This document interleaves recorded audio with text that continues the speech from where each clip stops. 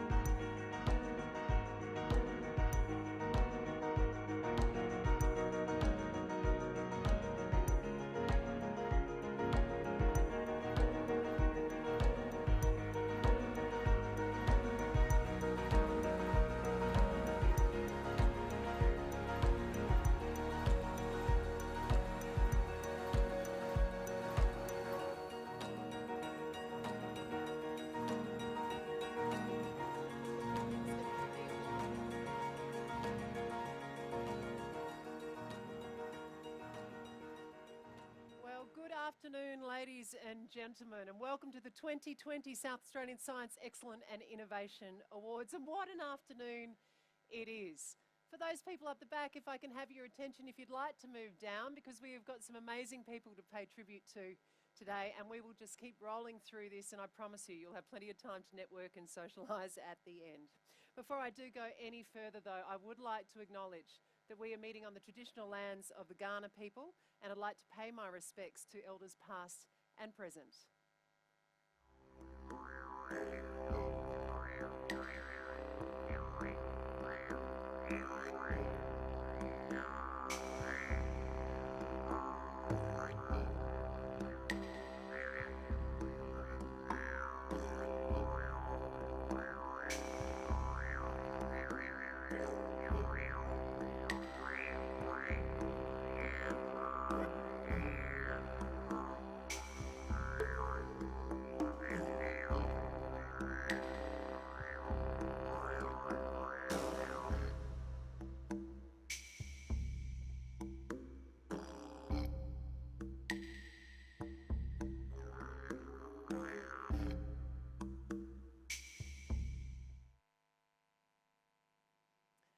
Well, thank you so very much for joining us here on this wonderful afternoon. I'm Ali Clark from ABC Radio Adelaide, and it is my absolute pleasure to be your Master of Ceremonies today. And what an afternoon it is.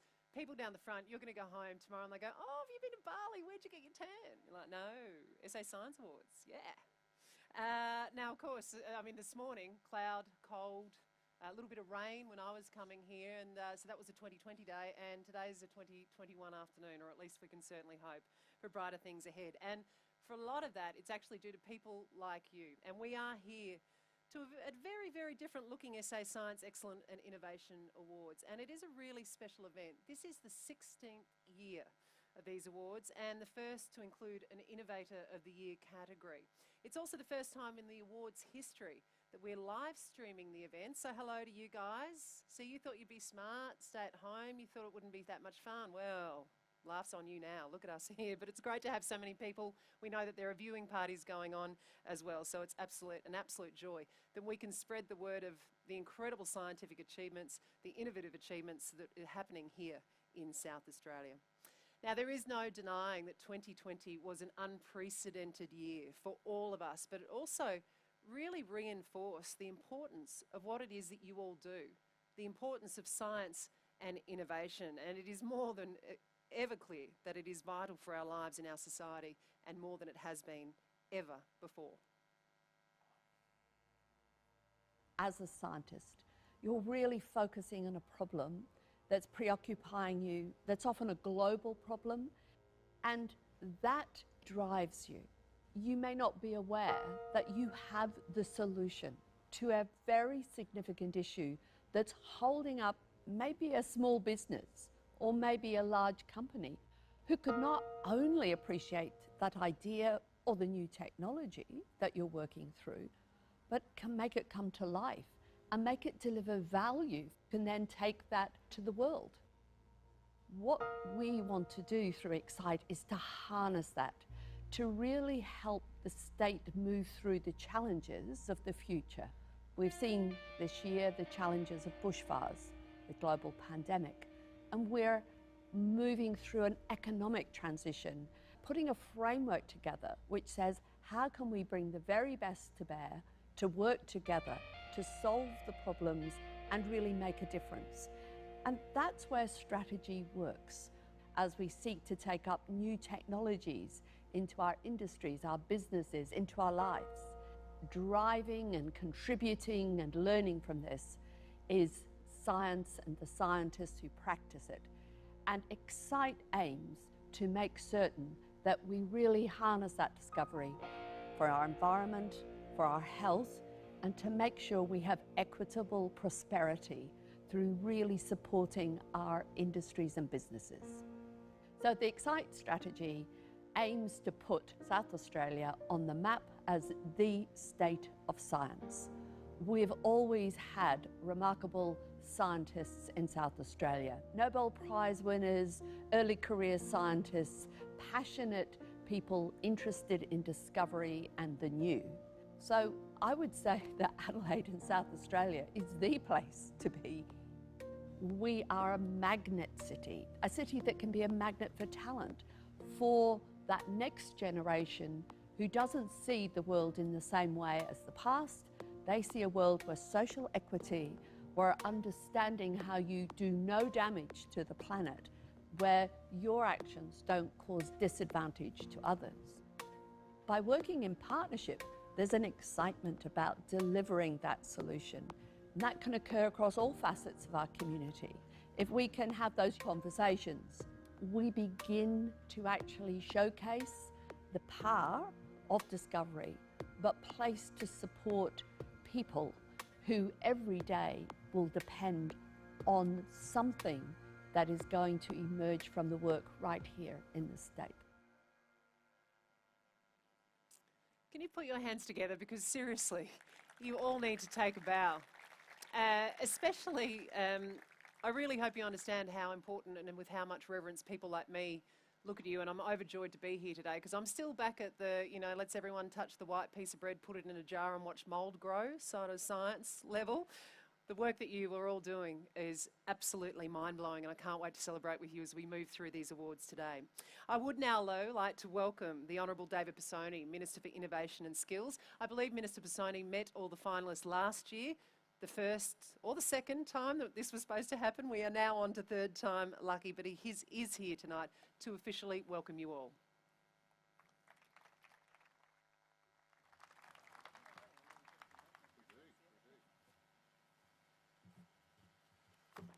Well, firstly, may I acknowledge the Kaurna people as the traditional owners of the land we meet on today, and we respect their spiritual relationship with their country. And acknowledgements to our VIP guests that are here, the Honourable Justin Hanson, representing the Leader of the Opposition, Professor Caroline McMillan, the Chief Scientist of South Australia. I have to say, what a terrific job Carolyn has done in her role to lift the profile of science here in South Australia, and also start that work with the entrepreneurial community as well. Mr. Andrew Nunn, the Chief Entrepreneur, our new Chief Entrepreneur. Andrew, there'll be a few more of these sorts of gigs that you'll be attending in your new role, and we look forward to working with you. Professor Colin Sterling, the Vice-Chancellor of Flinders University. Professor Marnie Hughes-Warrington, Deputy Vice-Chancellor, Research and Enterprise, University of South Australia. Professor Richard Hillis, Pro Vice-Chancellor, University of Adelaide. Professor Steve Wesseling, Executive Director of the South Australian Health and Medical Research Institute, and of course, all of our finalists. Well, good afternoon, and I'm very pleased that we've been able to come together as a community to celebrate the 16th South Australian Science and Innovation Awards. And when I walked in, I was sort of into the garden. I was wondering whether I was in the right place. I didn't bring my invitation to the wedding and didn't bump into the bride and groom on the way through. But it's a lovely setting. We're finally here, our third attempt, and it's terrific that we're able to celebrate this together. As it is important to acknowledge that our state's brightest minds, the scientists, the thinkers, the innovators who are making their mark and on the world stage. 2020 presented many challenges, and if the experience of living through the pandemic hasn't taught us anything, it's actually taught us the role of science has never been more important. To solve many of the most challenging and complex problems ever faced, it's vital to understand and support research, innovation and critical thinking. This year is the highest number of applications the awards have ever received, and this is an outstanding result for the future of STEM in South Australia. We know that research and innovation are key drivers of economic transformation and the creation of opportunity. And the Marshall Liberal Government is committed to harnessing the STEM research, innovation value chain to grow South Australia's economy and to grow our reputation as the centre of scientific excellence. Last year, with South Australia's Chief Scientist, Professor Caroline McMillan, the government launched the Excite strategy, our 10-year plan to put South Australia firmly on the global map as the nation's state of science. Historically, industry research collaboration has been vital, creating substantial, successful economies and communities, even more front of mind around the world since COVID-19. The Excite strategy includes clear goals to place South Australia on top in the top quartile of OEDC nations by improving economic growth, employment productivity, our quality of life, as well as delivering better health and climate outcomes. It also transforms Adelaide into a vibrant magnet city, attracting young opportunity creators and global investors committed to building our economy, a clean environment and a safe community. And the Marshall Liberal Government has made an initial investment of $8 million towards 2 Excite strategy initiatives to harness the state's research and innovation value chain. We've committed $7 million over 4 years to an innovation and translation intermediaries program. This program will create stronger links between industry research within our innovation districts. And $1 million will showcase our state's capabilities to the world, establishing a South Australian Innovation Challenge to provide early market advantage to our local industries moving into global markets. The Excite strategy is an important element of our immediate economic recovery and, of course, our ambitions for South Australia. Showcasing South Australia's success is also part of this strategy. You know, we're a very modest bunch here in South Australia, but we should never be embarrassed about our success, and that's what this afternoon is about. It's about celebrating the success of science in South Australia. So today it's my pleasure to formally recognise the achievements of our talented researchers, graduates, STEM professionals and teachers. You have made significant contributions in your fields, and you are an inspiration to a new generation to embark on a STEM career. Your work is vital in solving problems, growing our economy, making a global impact and making lives better. On behalf of the Marshall Government, I thank you for your contribution to this exciting future for South Australia. Congratulations and thank you.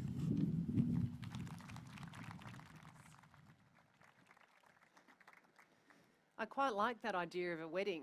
Is it the Italian weddings where they pin money on your dress? Is it that cultural wedding? Because the politician is in the building. Maybe afterwards. Yes, we know where the funding is. Look, before we do go any further, I'd also like to acknowledge a couple of other people who are with us. Professor McMillan, the Chief Scientist for South Australia. She is your host for this evening. Mr. Andrew Nunn is also with us. He is the newly appointed innovator of the, South Australian Chief Entrepreneur. We also have sponsors, and without them, things like this couldn't happen. So a massive thank you to the team at Novatech. They're the platinum sponsor, and they're sponsoring the Innovator of the Year Award. Also the gold sponsor in Flinders University, thank you. Our silver sponsors through the University of South Australia and the University of Adelaide, also the Department of Education Advanced Technology Program and the CSIRO. And our supporting sponsor, we thank you as well, the Australian Cyber Collaboration Centre. Now, before we do get started on the awards, I'd really like you to join in the conversation using social media. I always say it because it's not on social media, it didn't really happen. But we can do it, and it's important that we do it, because if you guys aren't going to blow your own trumpets, then who is? So we need to be shouting from the rooftops these incredible achievements that you have all made in the last year, but all the years that came before, and this is what it's culminating in tonight. So you can get to Twitter, and you can follow us at SA Chief Sci, SCI, SA Chief Sci, and using the hashtag SA Science Awards. You can also get us to the Facebook page, facebook.com, and then that's Department, DEPT, INNO, or INNOV, INNOV, Skills. So Department Innovation and Skills, just shorten it all up for us. And then you can also see the photos that have been taken today from this celebration. Now, I reckon last year, the hashtag SA Science Awards actually got trending. And I hear so much about how important it is to get young people into science, to show them what it's all about. Well, where do you think all young people are around about this time on a Friday afternoon and evening? They're on social media, all right? So let's get this trending and see if we can do it again. We are here today to celebrate the outstanding achievements and contributions of our state's best scientists, innovators, researchers and educators. And it's your hard work and dedication to achieving your goals that has led you to be recognised tonight.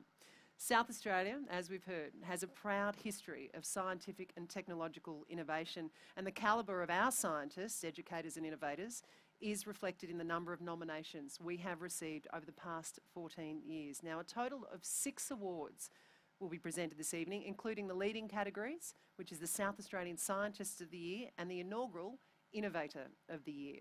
We'll also recognise the winners of the South Australian Tall Poppy of the Year and Unsung Heroes Awards, which were actually presented in September of last year. But congratulations to all of you who are finalists for this afternoon for this significant contribution you are making both locally as well as internationally. It's your achievements and your talent and your drive that will ensure South Australia's science and technology will continue to thrive and will have much success and future prosperity. I would now like to welcome to the stage Professor Caroline McMillan, the Chief Scientist for South Australia.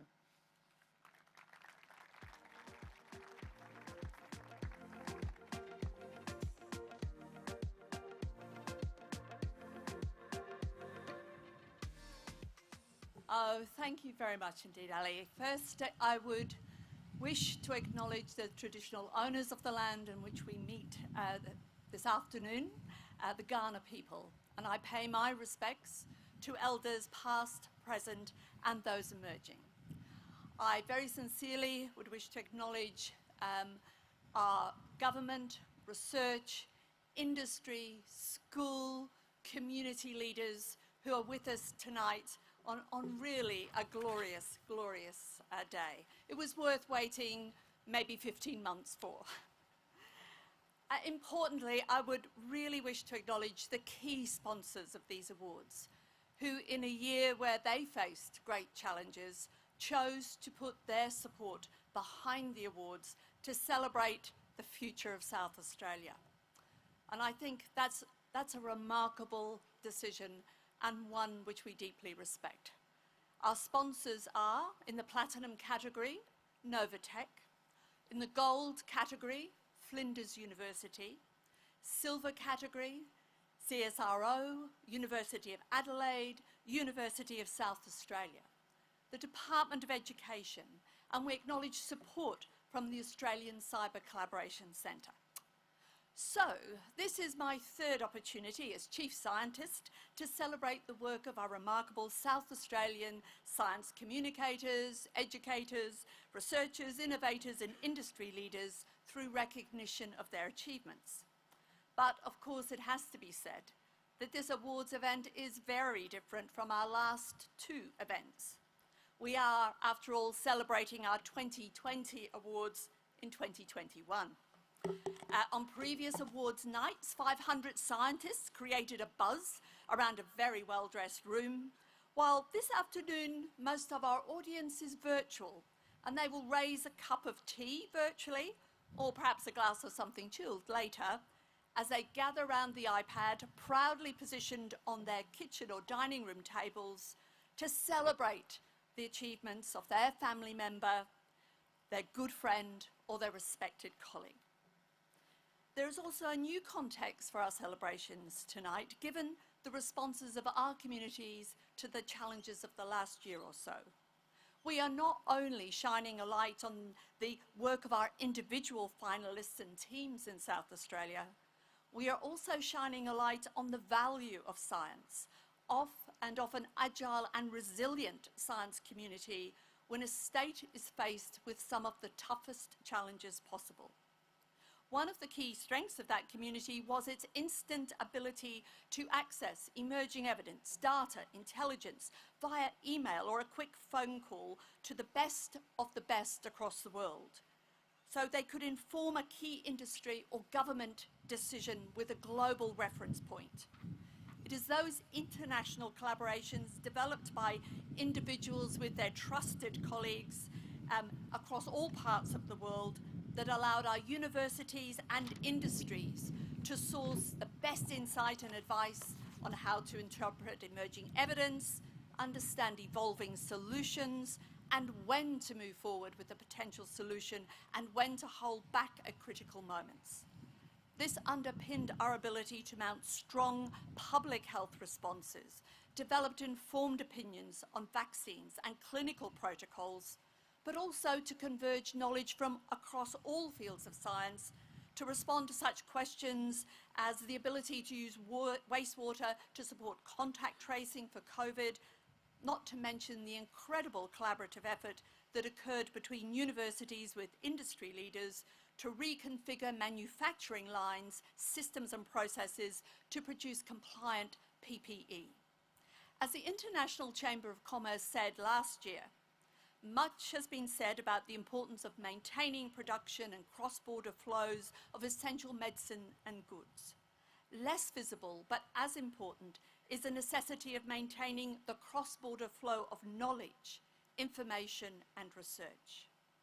Now, this level of collaboration was equally important as the state mobilised against the impact of the devastating bushfires and climate-related events in order to protect our most vulnerable species and our biodiversity, and to support the effort of economic regrowth in communities who had faced the worst.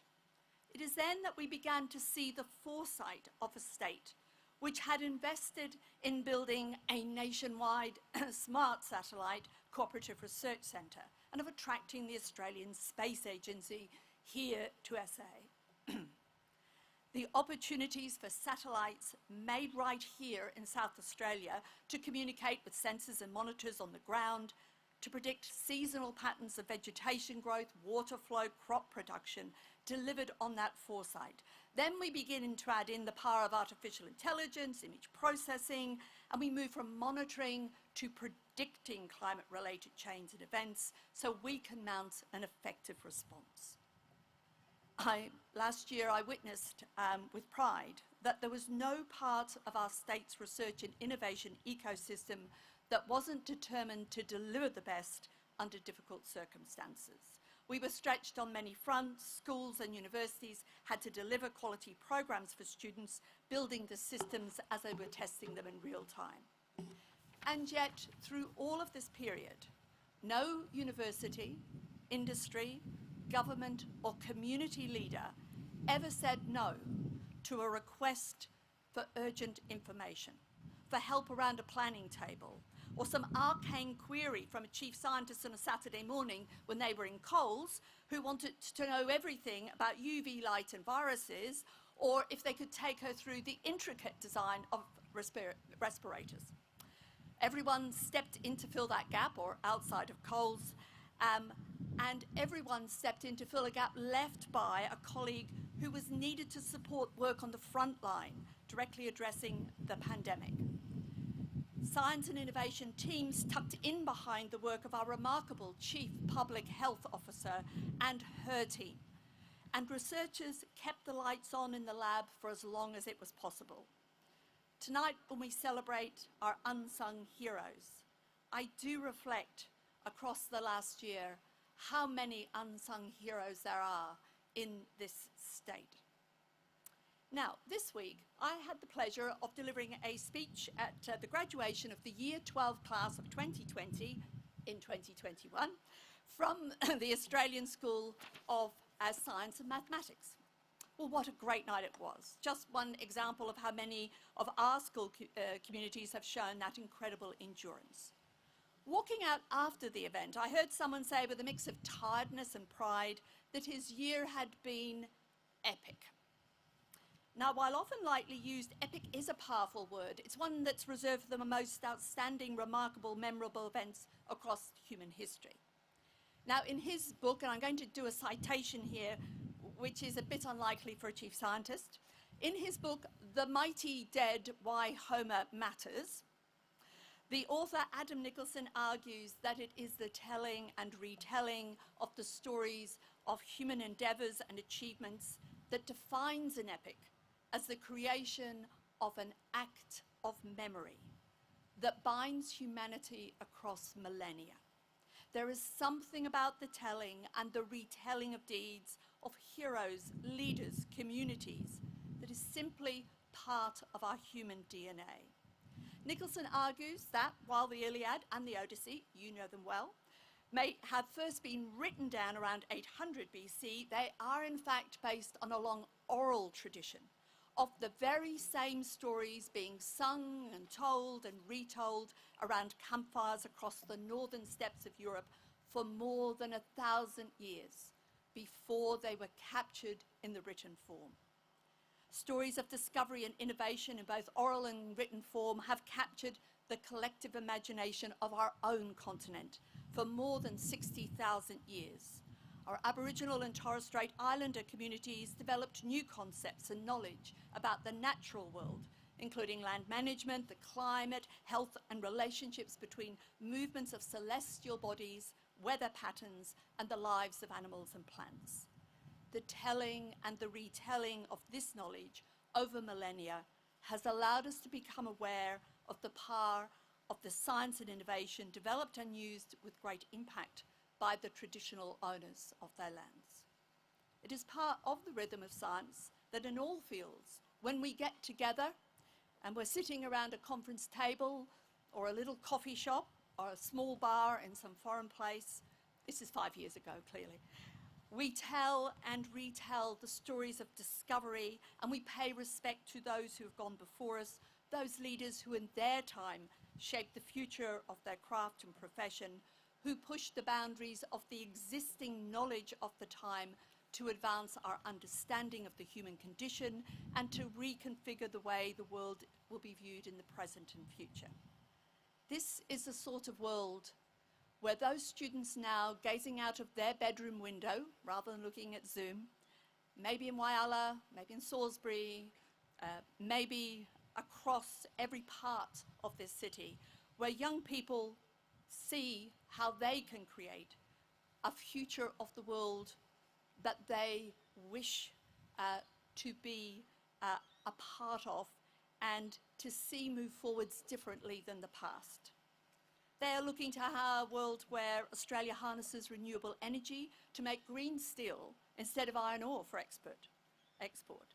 A world with the ability to trace provenance, source and origin of our food and wine in terms of its carbon cost will arrive, and where the health benefits of our food will be incorporated into accreditation and acknowledgement of the importance of ensuring health across the planet. South Australia producing the remarkable plant-based proteins into food products that will just meet the needs of just such consumers and the planet of the future. They're thinking about how they might be a clinician entrepreneur to harness those precision medicine tools to deliver solutions based on one's own biology rather than against an approximate population mean. And yes, there will be quantum communication and computing which will turbocharge our ability to synthesize all of that data. So when we listen to the videos of our finalists tonight, we can be sure here in the state of science, we have the energy, we have the creativity and the ability to drive innovation. And it is this that's worth building. It is this that is worth staying on the road for the dreamers, the innovators, the disruptors. The future is in really good hands. We hope they speak about us around some campfires as we move into that future. But look out, as South Australia moves forward as the state of science, it's going to be epic. Thank you.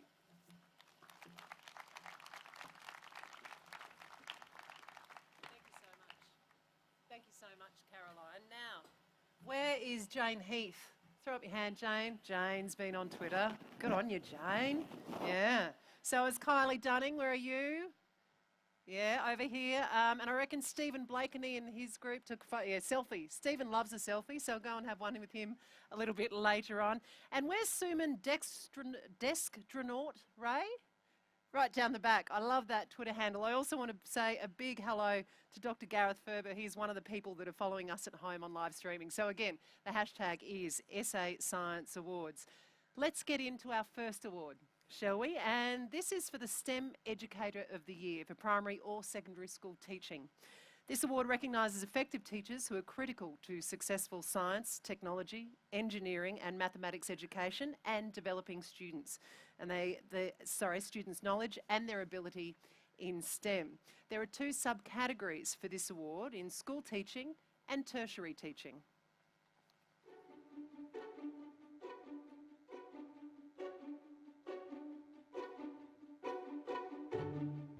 So I've been a teacher for 15 years in primary and secondary settings, and recently I was employed by the Adelaide Football Club to write their STEM footy program, which is a unique program.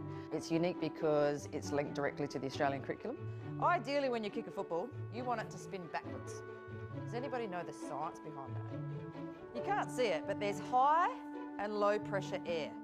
It's teaching us that we're changing the attitudes of students around how they feel about STEM and how they can apply STEM, but it's also changing their aptitude. We're finding also that the students are starting to grasp concepts better and quicker, so the kids that were often at the back of the class being a bit silly are really engaged because it's using sport that they love. Who plays football? So if we imagine the air's all going around this footy. The program's targeted at middle school students because research is showing that around the year 6, 7 level is when the students start to disengage with STEM. All right, let's go outside now. We're at the point now where STEM is going to start underpinning a lot of the jobs of the future. So our role that we see is to try and encourage kids to be interested in STEM and start building those skills. Here we go. If we look at Taylor Walker, he can kick 60. Who would want to do maths and science like this again? Excellent. Science and sport. It was just sport, was it? Yeah. The AFL and particularly the Adelaide Football Club, they just bring that excitement and that joy to students. So when they can see that the program's got an Erin Phillips or a Chelsea Randall on the cover, it's just giving that excitement to the program. It is a hard time to be a Crow, but like the STEM footy program, everything's developing and there's always chance for a new day. You've got to put that in, aren't you?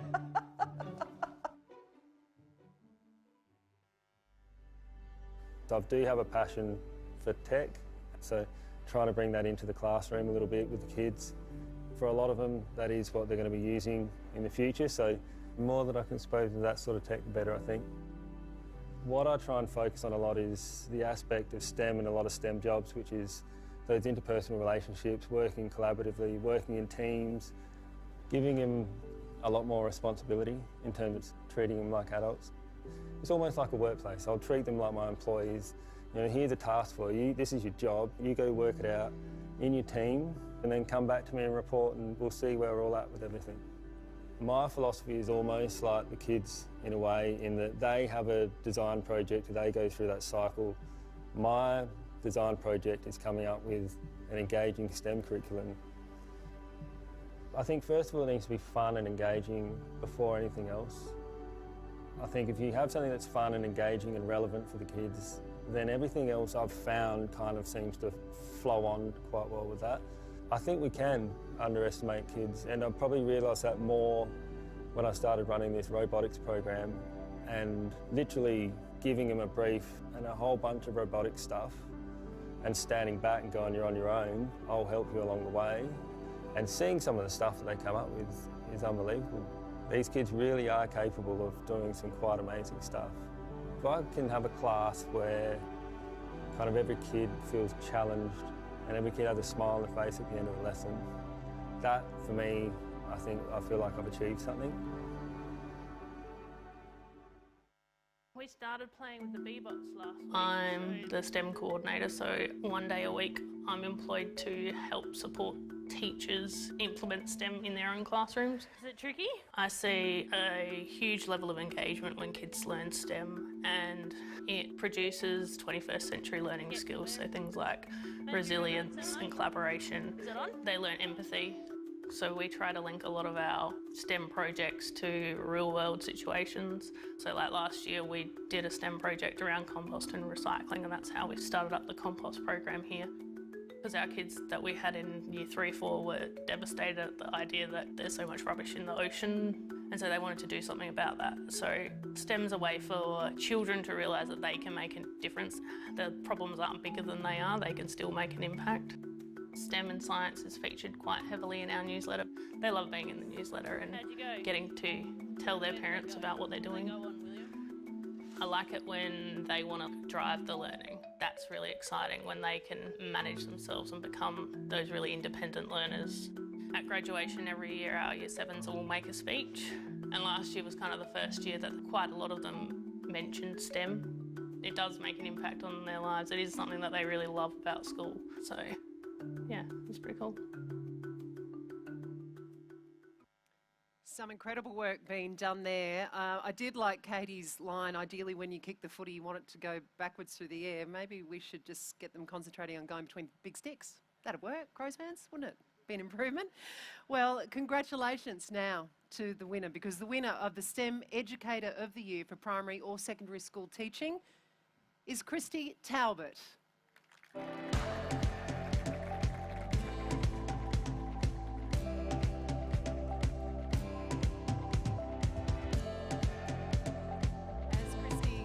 Comes up to the stage to accept her award. She is the STEM coordinator at Modbury School from P to 7. She works as a mentor alongside classroom teachers, and she's empowered staff to build the confidence and skills to plan and implement STEM in their learning communities.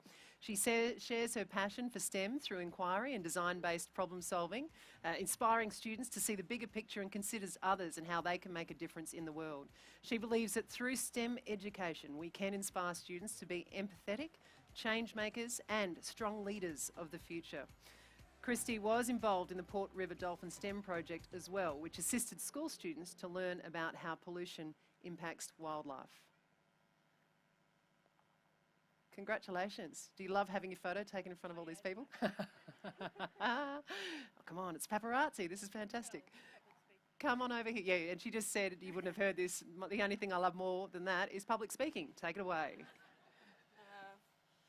I don't really have a lot to say, but just a big thank you to my family, my husband, my colleagues and my school, because without them, and my students, because without them none of this would be possible. So thank you.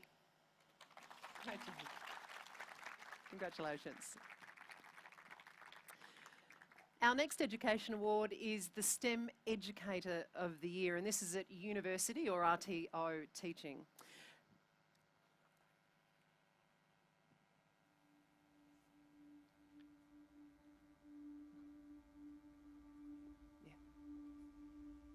Nature doesn't need humans, but we do need nature.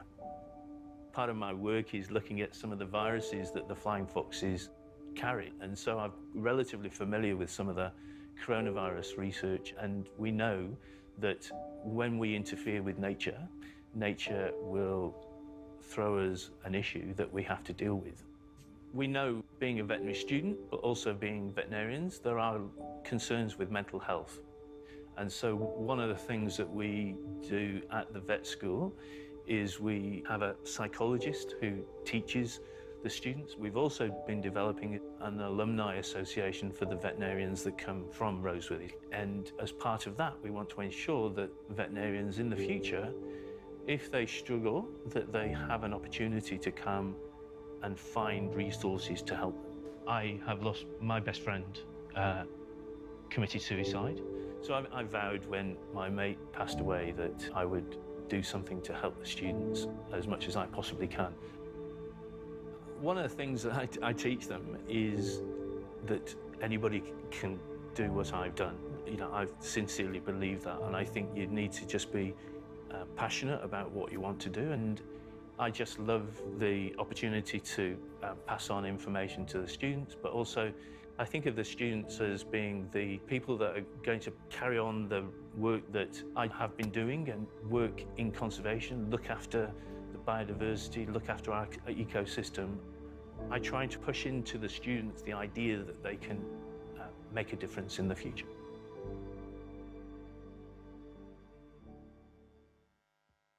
I still remember I was in primary school and we did this experiment, which was basically just tracking a balloon, various levels of inflation, trying to measure how long it took. And I just thought, oh, this is interesting. You get to ask questions and do things. And I was hooked from there. And I like to bring that across to the students and excite that passion in them, because I think that will make them better graduates and better employees. So I think it's our role as educators to try and make things as enticing as possible for the students, to stimulate their interest in an area that they might find challenging. So I've designed my own simulations that have had great impact on student learning. One of the ones that I did for biochemistry, before the simulation there was about 20% of the students would fail one aspect of their report, and since then not one student has failed. A lot of what I teach is at the molecular level, so it can be very difficult for students to picture these things. So by making a 3D printed model, it brings things to life and it makes them more relevant, and I think it's easier for them to actually see what's going on. I think having multiple ways of interacting with different students, there'll be strengths in each aspect. I like to bring in new innovations every year, and then I test them. So it's not just putting them in just for the sake, but I introduce it, I test it, see if it's worked. If it doesn't work, then I'll certainly drop something and then move on to an alternate approach. Science is one of those things that you just every day, there's a new discovery, there's a new finding, and you might be thinking it's going to come out this way, and you get a result that is completely different and makes you think completely differently. So nature is wonderful, and you know, as much as we might think we know a lot, there's an awful lot that we still don't know. And when you do discover something, it's a fantastic feeling. I'm a Professor of Wine Science at the University of Adelaide, and I have the enviable job of teaching future winemakers and wine business people about grape and wine science. So some of my teaching is face-to-face, and we have traditional lectures, but I'm also involved in online teaching, so we also deliver some of our content via video lectures. But we've also been able to do some really cool things. So we developed an online field trip. So we've got a graphic of the Yalumba Winery, and you can click on different buildings within that image, and it'll launch a video, and you can watch a 1 or 2 minute video about what aspect of winemaking takes place in that. So it might be harvesting grapes in the vineyard, it might be making a barrel in the cooperage, or even bottling the wine in the bottling hall.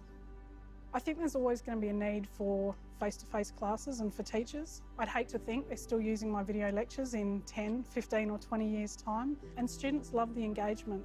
Online doesn't cover off on everything. There's still that human interaction, especially where wine's concerned.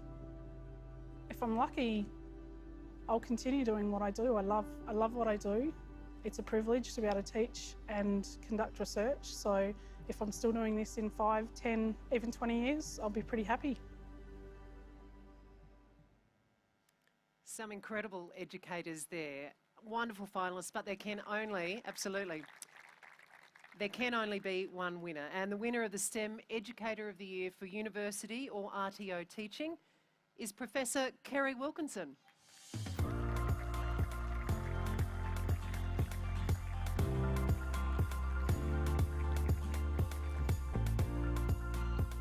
As you just saw there, Professor Kerry Wilkinson is an innovative wine educator who led the development of Wine 101X, an award-winning massive open online course that spans the grape to wine value chain. To date, this course has engaged more than 80,000 learners from around the world in the art and science of winemaking. Her leadership of communities of practice and scholarly research has enhanced learning and teaching practices at the University of Adelaide and in the higher education sector more broadly. She champions online learning clearly, demonstrating creative ways in which digital technologies can be used to enrich the learning experience. I had no idea you could grow up to be her and be a Professor of Wine Science. Please put your hands together for this incredible educator.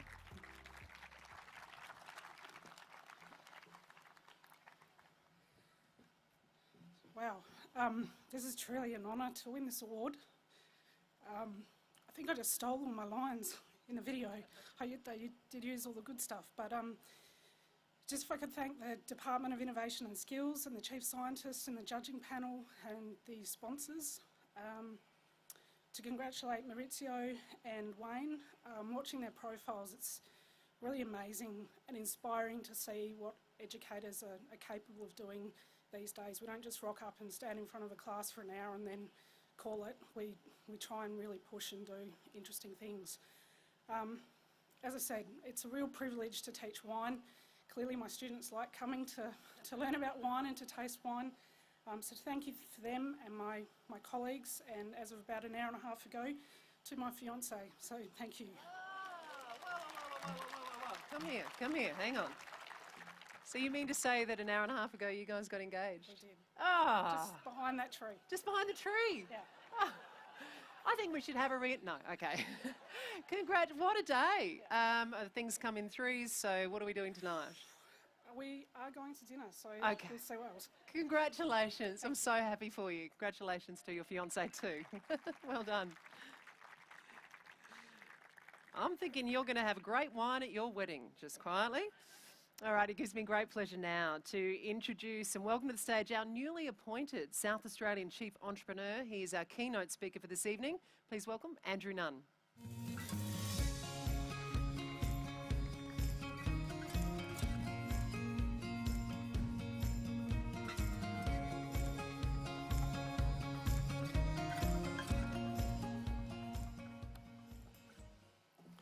Firstly, let me acknowledge the presence of the Minister for Innovation and Skills, Mr. David Pizzoni, MP, and the Chief Scientist, Carolyn McMillan. Also wish to acknowledge and note that we are meeting today on the land of the Kaurna people, and we respect their continued association and cultural, spiritual association with the land. My name is Andrew Nunn, as the note says, and I'm the new Chief Entrepreneur. I've taken over from Jim Wally. I'm amazed at the level of interest and commitment that I'm seeing for the role of Chief Entrepreneur, and that's a testament to the work that was done by Jim and the board.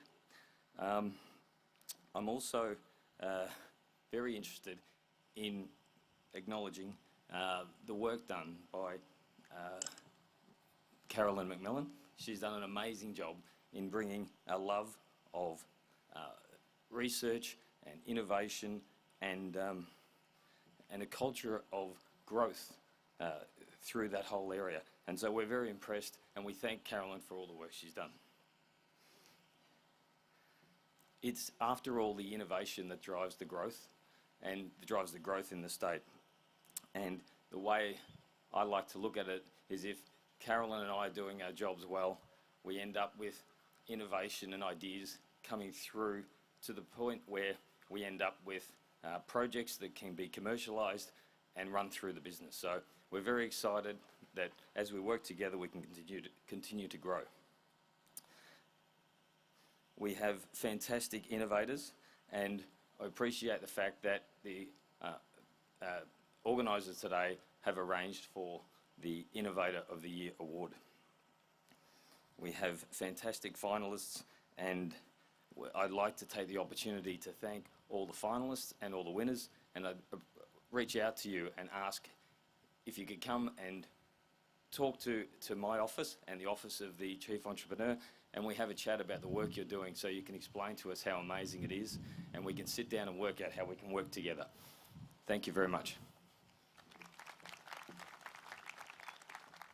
Thank you. Thanks so much.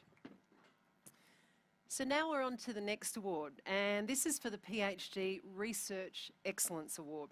This award recognises recent PhD graduates with outstanding early career achievement in their field and those who have strong potential to contribute to industry or enterprises in this state.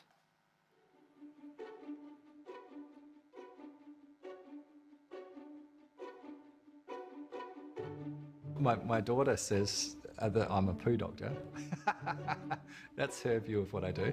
So I'm a gastroenterologist, and my focus in terms of research is into the gut bacteria or gut microbiome, and my focus clinically has been in inflammatory bowel disease, so ulcerative colitis and Crohn's disease predominantly. My PhD focused on fecal microbiota transplantation for ulcerative colitis. So this is a treatment where we collect stool from a donor and then transplant that into the bowel of someone with a disease, such as ulcerative colitis, with the aim of treating that disease.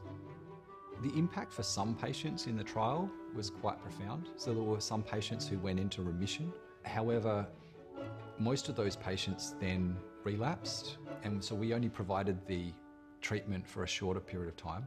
So we're doing ongoing research now about how often you would need to deliver the fecal transplant to give an ongoing effect. I love living in South Australia, and I think we've got a fantastic medical system here.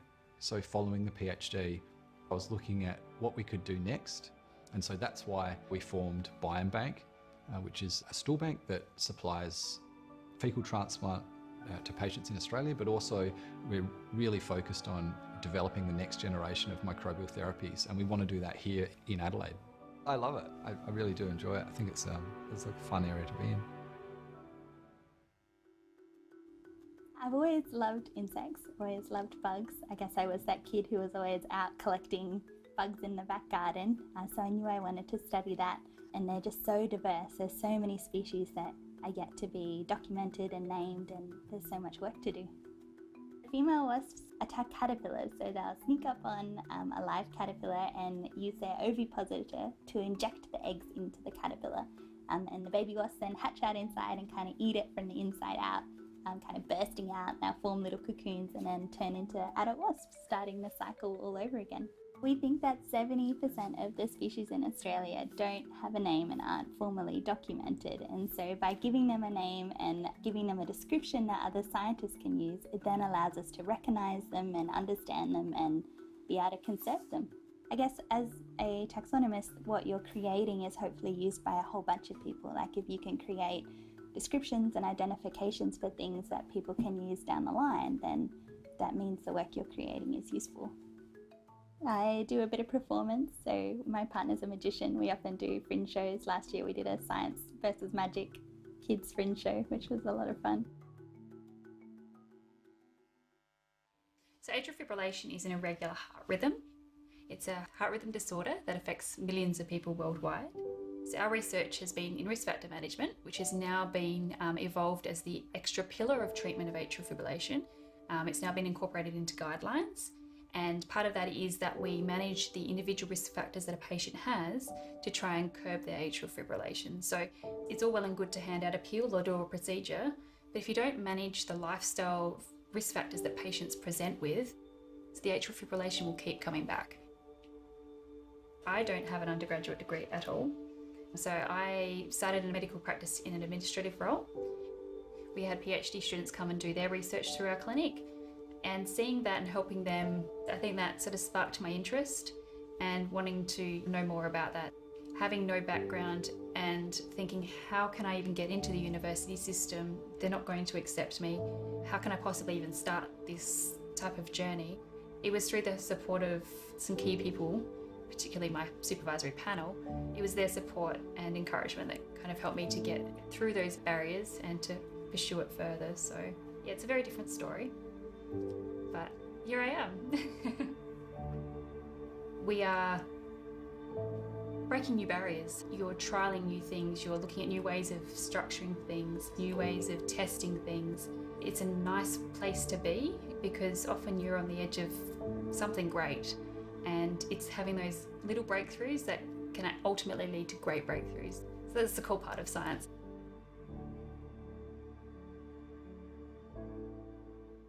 How absolutely wonderful, and three very, very different researchers with some very, very different stories. I still think the poo doctor would be the most popular person to be dragged along to show and tell, don't you think?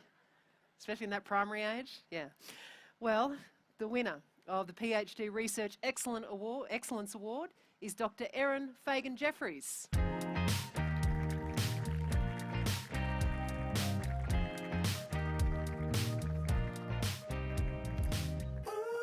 Dr. Fagan-Jeffries completed her PhD at the University of Adelaide in 2019 and is dedicated to discovering and describing new species of these parasitoid wasps to better document and understand our biodiversity. She's won multiple awards for her research and is a passionate communicator. She holds a Master of Science Communication Outreach and a Graduate Certificate of Museum Studies. She gives numerous public lectures, as you saw. She's also a magician and in the fringe, who knew? And she is now an Australian Biological Resources Study postdoctoral fellow at the University of Adelaide and, as you can tell, an emerging leader in the field of invertebrate taxonomy. Congratulations. You want to say a few words?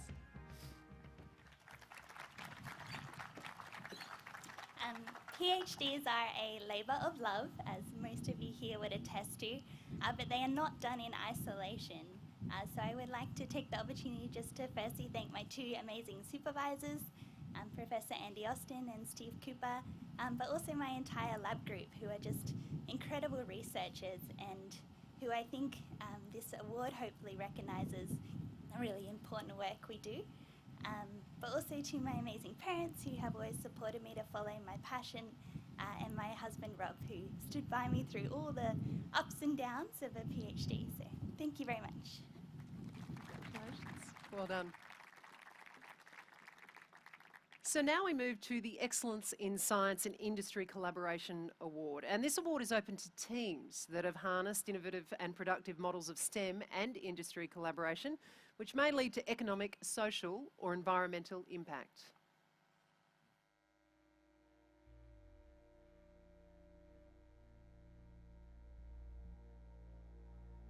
The aim of the program was to understand the economic, social and ecological values of the GAB with a view to informing future management of the system so that trade-offs between ecological and economic outcomes are balanced to give the maximum benefit to society. It was an amazing program. It turned the Great Australian Bight from one of the least studied regions in the world to one of the best studied. The Great Australian Bight is one of the most remote regions in Australia. It's very difficult logistically and it's expensive to get there.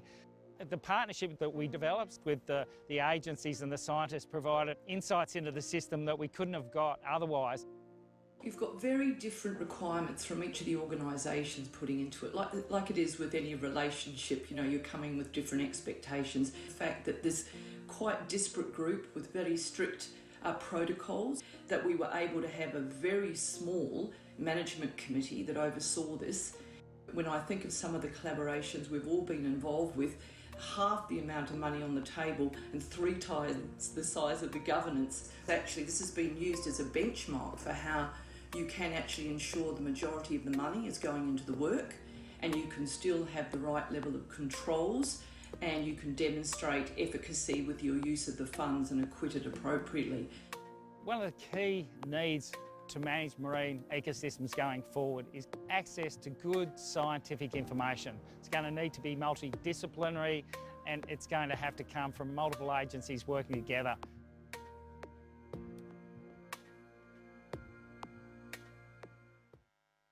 The Medical Device Partnering Programme, or MDPP as it's known, is basically an ideas incubator. And the idea of the programme is to try and help people with a good idea for a new medical device, to connect them to all the people who can help them to take that device through the first stages of innovation, and then to undertake a short piece of project work to really try and de-risk the innovation. Ideas come from anywhere.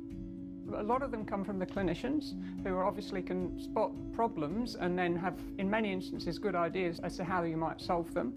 Some of them are startup companies, some of them are backyard inventors who've just come up with an idea, and some of them come from the research community, so may come from the universities themselves. MDPP was started, I guess, driven by some of my own frustrations really, being working in a university and wanting to work closely with the industry. So I developed the programme really to try and break down those barriers that were being encountered between industry and research. What we do is we just tap into whatever expertise we think is relevant to any particular product. In 2019, we had 450 participants in our expert roundtables from over 30 organisations. What's really rewarding is the fact that people will get involved, even if there's no obvious or tangible benefit back to themselves. They just actually want to help. There was a meeting shortly after the fires at which people's response was being discussed. One of the issues, of course, is smoke taint. The standard advice from the Wine Research Institute at that stage was that we couldn't do anything to determine whether or not fruit was smoke affected for at least a month or 2. So people were tearing their hair out saying, well, I don't want to spend money managing a vineyard for fruit which is stuffed. So when the vineyard is exposed to smoke, the bound sugary smoky compounds gonna stay in the grape very stable and transfer it all into the wine. You can't see anything in your grape, but when you taste and when you smell the wine, it tastes very barbecue, ashy. It's really ugly if it's really bad. We found it by sampling the grapes immediately after the fire, all the way through to harvest, when people would normally sample the grapes to determine if smoke had been an issue. We found that you can in fact sample earlier and predict whether or not you're going to have an issue with smoke taint in the final wine. It was a unique opportunity to pull together people actually growing grapes, making wine, doing wine research, coordinating the dissemination of research. And it all happened in a hell of a hurry, and it happened over Christmas time. So, you know, there was a lot of stress. People had been burned out, they'd lost their livelihood, they'd lost their homes, and yet people got together from all these disparate groups and made something happen, and that's really, it was quite unique. This research will have an ongoing benefit to the Australian wine industry and actually worldwide if you look around the fires in California now, because fires are here to stay. And the way our climatic and weather patterns evolve, we are going to see more smoke, we're going to see more fires, and we need to do whatever we can do to keep growers viable. and be able to make the products that all of us enjoy. Some truly brilliant teamwork there, but there can only be one winner. And the winner of the Excellence in Science and Industry Collaboration Award is the Medical Device Partnering Program.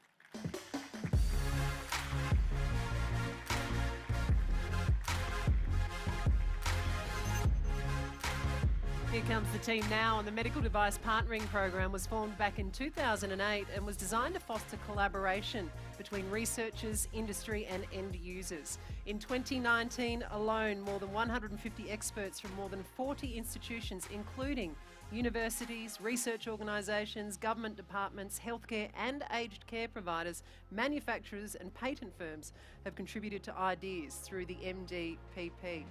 The MDPP facilitates the delivery of medical devices to end users, incorporating the entire process required to achieve this. This includes the design, the development and delivery phases of those technologies. Please put your hands together again for this wonderful team. You were about to do rock, paper, scissors then, weren't you? Well, I was hoping to pass it on to somebody else. So I'm glad the Chief Scientist brought up the importance of campfires to STEM. You probably don't know this, Caroline, but I dreamt up MDPP over a bottle of wine in a campsite. I guess that was quite a while ago. Probably 3 months later, we launched the programme. I remember the date of that very specifically. It was the 21st of July 2008. The reason I remember that is because it was the date my daughter started at primary school. She's now graduated from school and is just about to start university, which I guess sort of reminds me of the longevity of this programme. Things like the programme don't last that long without a lot of support from a lot of people, and I would like just to mention a few people and organisations. So firstly, a really big shout out to the Government of South Australia, who have supported this programme over that time. And I really do value the support and the encouragement you've given us. Secondly, I would like to thank those hundreds of people, it was mentioned in the video, but hundreds of people who've put time into supporting innovators, people with ideas, clinicians, manufacturers, giving their time freely to try and support good ideas coming through in South Australia. Thirdly, I would like to thank my home institution, Flinders University. Flinders has been very encouraging, encouraging us to do something that was perhaps just a little bit different, but always, I guess, driven and underpinned by Flinders' desire to try and make a difference to the community. And finally, I need to thank the team, some of whom are watching this online. The MDPP is nothing without the team. You guys are absolutely brilliant. You've made this programme your own, and this award is yours. Thank you, so well said. And I'm glad you did bring up the wine, because where's Dr. Dasari? Where's Dr. Dasari? She's over, yeah, that's you? Yeah. So Dr. Dasari has just tweeted, I think we're on the 4th. I've had 3 sparklings. Who is the winner? # SA Science Awards. Which I love. You've been doing a beautiful job on Twitter letting everybody know about all these achievements, so thank you so very much. Don't forget, let's smash that hashtag, shall we? SA Science Awards is it for the entire evening. Now, in September of last year, the 2020 Unsung Heroes for South Australian and the South Australian Tall Poppy Awards were presented. Let's run back through some of those incredible finalists and acknowledge the winners here while we're all together. So first, to the Unsung Hero for Science and Research endeavours. Here are the finalists and the eventual winners.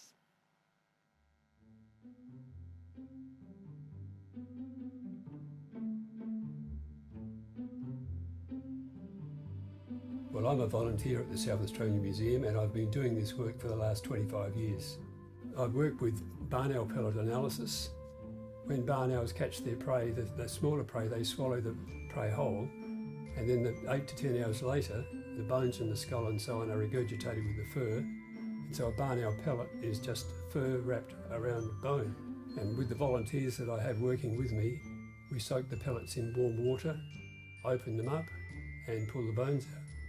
I've just opened up in one of those drawers, I have opened up a pellet from the Cooper Basin, and that has 5 dusky hopping mice in it. 5. And I think that's an incredible number. That was a big pellet. It took me probably nearly 2 hours to do that, just one pellet. I think it's just a challenge. I've always been interested in problem solving. And one of the things when you get a pellet to open up, you're never quite sure what you're going to get. Because I get fragmentary material, you just get 1/2 of the cheek, and that's it. It's a big challenge to identify that material, but I've been doing it since 1976. So I've had more than 40 years experience, and so often you can just look at it and say, I know what that is. And what I've been able to do, I suppose, is pinpoint on the map where these species used to live, these species that have now become extinct. It's certainly an interesting place to come to work as a volunteer. Next year I'll be 80, so, but I don't feel quite that old. Well, I think rheumatology is the most interesting field in medicine. Most people would think it's just arthritis, but it actually involves over 200 different conditions. Individually, many of the conditions are quite rare, but collectively, they're quite common. I think all of us will know somebody who's got one of them. They will touch us all. Rheumatology is one field of medicine where there's been a lot of treatment advances. We can't treat everything now, but something like rheumatoid arthritis, where once upon a time patients would inevitably end up disabled or in a wheelchair, now they can live relatively normal lives. I'm going to work with really great people. They're also smart, they're hardworking, absolutely dedicated to the best outcomes for their patients. And it's really great to feel part of that, to have some belief that you're contributing something. When I first started work, the director was Lieutenant Colonel in the Army Reserves, and he ran the place like that, and he scared us all. But he also instilled in us this belief that we were privileged to work for the people of South Australia and that we owed them our best. And I've carried that with me, and what I really would want to believe is that it's not personal glory, it's that you've done your best. My role here is teaching people the technical skills for viewing of samples for microscopy. There's an awful lot of attention to detail, and I tell students that if you do things in the same way, then you have a very good chance of picking where you've gone wrong, because inevitably it will go wrong. To be able to trace all of your movements and then be able to source the problem is 90% of research, because it never, ever goes smoothly. You're continuously fighting the battle of non-working experiments. We're in a medical-based research facility, but we have people from all different parts of research. We've had people coming down looking at polar bear hairs. I am put on the spot a lot trying to work out how best to present this material. I have been extremely fortunate to work in this environment where I've been exposed and allowed to do new things virtually all of the time. But I hope that with my enthusiasm that I can pass on to some of the students that come through here. I just hope they stay in the path of research. We have got some very bright people here and we need to support them in every way. So back in September of last year, we found out, or he found out and was awarded the Unsung Hero for Science and Research Endeavours, and it went to Mr. Graham Medlin. So he was presented with that award last year, and some of the things you don't know about him that weren't included in the video, he's made an enormous contribution. In 1988, he donated his private collection of more than 10,000 subfossils from the Flinders Ranges to the South Australian Museum. And he mentioned just quickly that he'd been volunteering. Well, he's volunteered 2 days per week for over 25 years, helping out with students and researchers and supervising another team of volunteers who sought to meticulously record all of those specimens. So just a massive congratulations to Mr. Medlin there.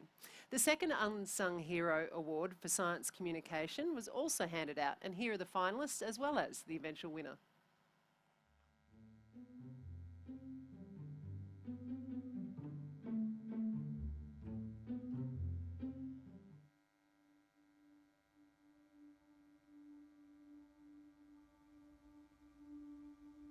The native orchids really tell us how healthy the environment is, because they are often the first to go.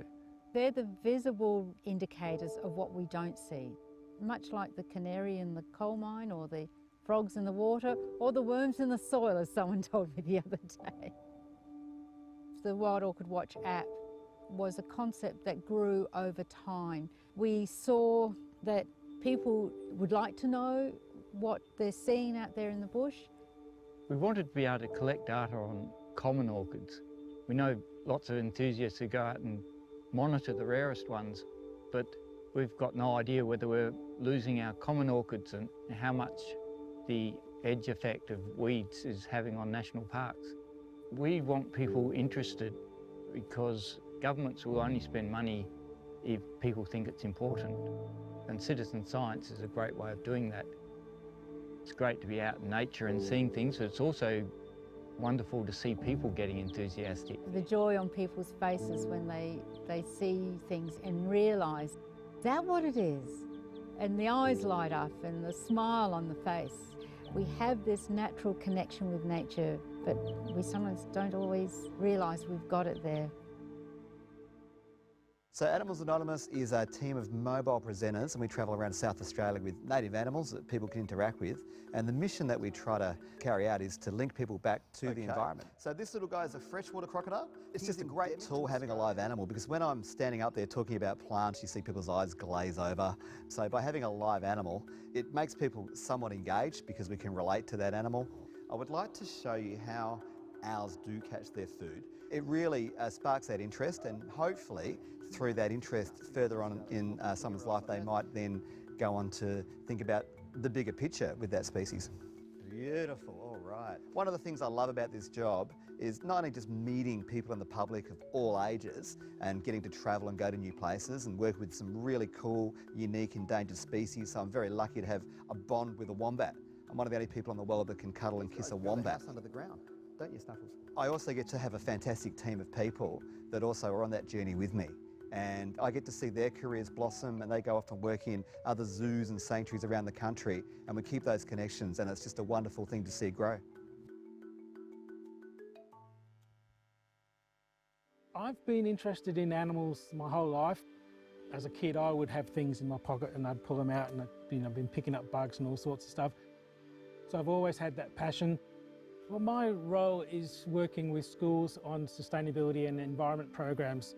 So one of the big things that we do is work with teachers to get them to take the kids out of the classroom and engage with their local space, develop a connection with their local community, and try to do work to improve the conditions here in the environment.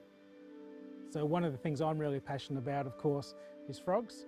So a lot of the effort is to try to restore the habitat for the frogs. So we've got frogs calling right at the moment, which is great. I got involved in the frog census program at the EPA back in the 1990s, and that got me involved in citizen science and working with the community, and I found I really enjoyed that much more than being around all the academics. Simple as that. I could see the joy that people were getting from finding out about the things that we were showing them, and I really enjoyed that idea of taking some of the more complicated subjects and bringing them down into a language in a way that general people who hadn't been trained in the sciences could understand. I wanted them to take away that passion and understanding, and that knowledge that they're not just slimy, horrible little frogs. They're amazing. They're a really important part of our environment. And once people start to see that, then hopefully what they will start doing is looking at ways to protect them themselves. Well, there you go, kissing wombats and preferring frogs to academics. I quite like this group. Earlier though, or later last year, we did find out that the unsung hero in science communication, there was two of them actually, and congratulations again to Dr. Robert Lawrence and Ms. Rosalie Lawrence as well. Now, they are actively involved in numerous citizen science programs, including the Great Koala Count, the Bio Blitzers, the City Nature Challenge for Greater Adelaide, and as you saw a little bit of there, the Wild Orchid Watch, or WOW. And that project is testament to Rosalie and Robert's vision to engage Australian amateur naturalists, orchid enthusiasts, and citizen scientists in large-scale data collection. Now, each year, the Tall Poppy Awards recognise individuals who combine world-class research with a passionate commitment to communicating science and who demonstrate great leadership potential. Here were the finalists for 2020.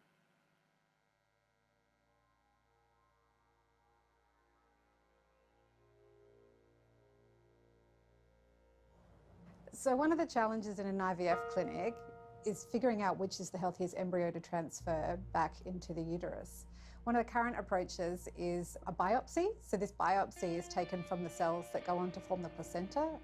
This test, for some embryos, isn't accurate. We're taking a different approach and we're using very gentle doses of light and shining that light on the embryo and look at the light that glows back from these embryos. And this gives us a picture of the metabolic health or the biochemistry that goes on in individual cells of the embryo. What I hope this means is that more patients can achieve parenthood in their first IVF cycle. The motivation for the current work I do is a personal one in that I experienced several miscarriages, and that motivated me to understand more about why some embryos fail to implant, and pairing that with some great collaborators I have in photonics to understand how we could better pair these tools together to understand the embryo better. I just had my third baby on the 9th of July. Yeah, she's about to turn 4 months old. My first two boys, I really took the leave. At this time, it's a lot of staying in touch. But there's joy and reward in doing that as well. It's not a regular 9-to-5 job. It's a passion. It's something you want to do. So when the kids are in bed at night, I often find myself wanting to pull out my laptop and continue to work. ROSA is the Registry of Senior Australians, and it is a platform that we developed at SAHMRI with the support from the state government to be able to understand and monitor the people that have entered the aged care sector. I think that pretty much most of what we need to know about people and what we need to understand already exists in a lot of different data sources. There is an enormous amount of data that exists that can tell us about everything that's happening with people, and then sometimes it can tell us about how people are feeling without us having to ask them for it. And we just need to learn how to interpret that information, and that's what ROSA does. ROSA integrates data from the aged care sector, the healthcare sector, and soon the social welfare sector, and let us kind of get a full picture of what's happening with somebody. In late 2018, a Royal Commission into Aged Care was announced. And we were kind of caught in the middle of the storm, and pretty much every bit of work that we've done in these last 3 years has found its way to be useful for policy, for the providers, for the individuals. And I have never worked in a research area where that has happened before. So it's absolutely amazing and incredibly satisfying to see that we're actually having an impact, like right now. I am 2 weeks away from having my baby, so 1 more week left, and then I will have a few days off before he comes. Yes. Yeah. It's very exciting times. I just couldn't imagine having a job where I had to be in the office every day. I really love being outside, I love travel, and doing archaeology and geology has given me the chance to work all around the world with fantastic people on really interesting sites. 1 month I'll be in the north of Mongolia and not have had a shower for 3 weeks and eaten nothing but mutton, and then the next week I'll be in the jungle in Borneo. It's just absolutely fantastic. For me, I think archaeology and history and heritage are a really tangible part of people's day-to-day lives.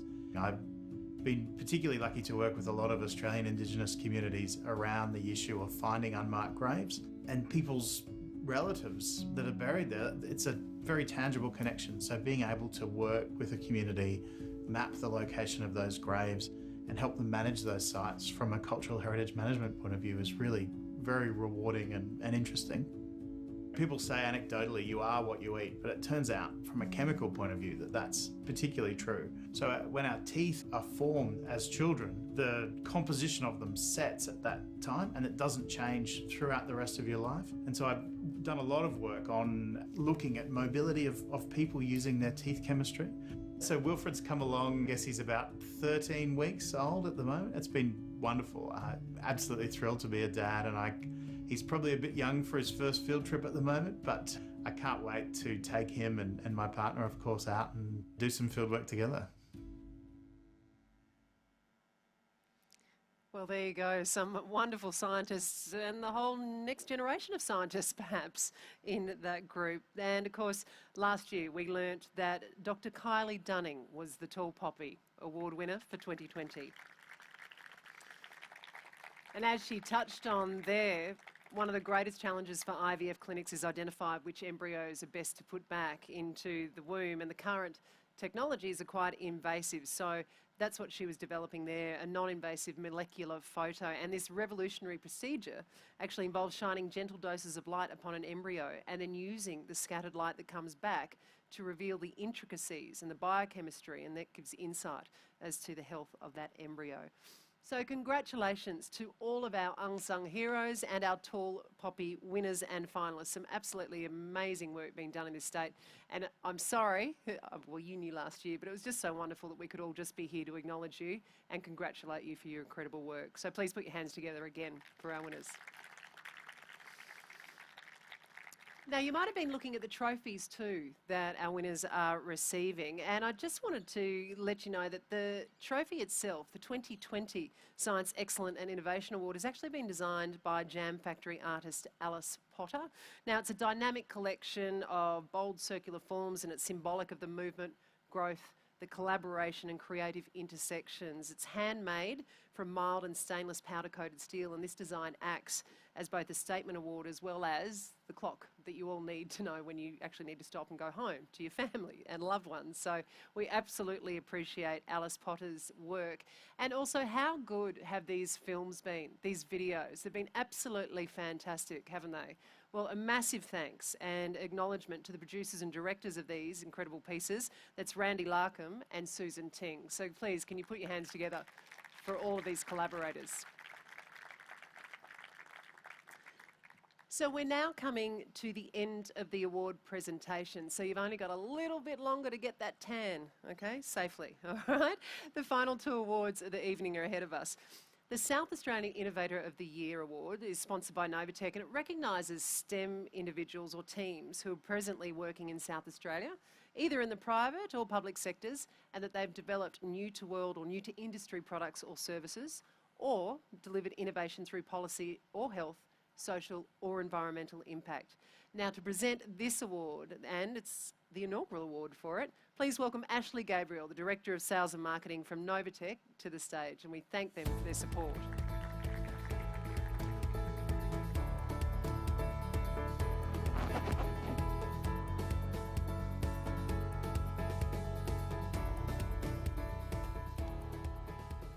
Good afternoon, everyone. We are thrilled to be presenting the inaugural Innovator of the Year Award. Novatech are a fully South Australian, family-owned company, and we're proud to be celebrating our 20th year in business this year in 2021. Since our inception in 2001, our success and growth has been built on using event technology, innovative and creative ways, using innovation to improve the event experiences for artists and audiences across the country, right here from our home in Adelaide. From projection mapping buildings for Vivid Sydney, finding ways to hang audio systems from 30-metre high trees in ancient Tasmanian forests for Dark Mofo, and the famous P word last year, pivoting.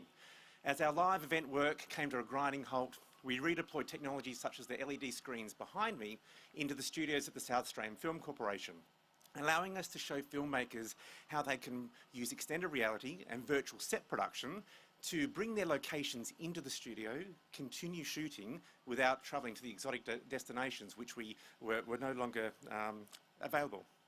So as you can see, innovation is at the core of what we do and how we do it.